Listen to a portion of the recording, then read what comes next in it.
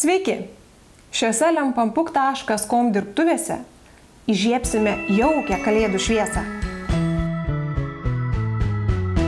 Žvakidė namų sąlygomis fantastiškai gražu, bet labai paprasta pagaminti. Net neabejoju, kad kiekvieno jūsų namuose atsiras stiklainių. Nesvarbu, koks jų dydis ar plotis, tai reikia spausdintuvo ir dirbtinio sniego. Pradžiai reikia iškirpti arba išsipjaustyti, čia kaip kam patogiau, turimus trafaretus.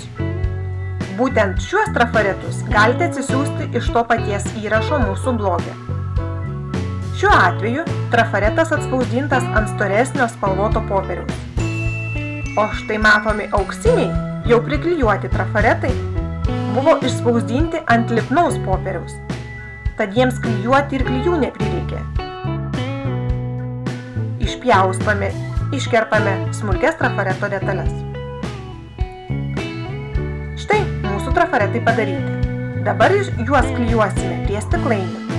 Aš kaip visada pirmiausia prisimatuoju, o tik po to klijuoju. Svarbiausia gerai priklijuoti pagrindą. Kitos detalės gali būti ir neprilipę. Panašiau gausisi 3D efektą, kai uždegsite žvakę. Priklijavus trafaretą prie stiklainio lieka smagioji dalis – apipurkšti dirbtiniu sniegu.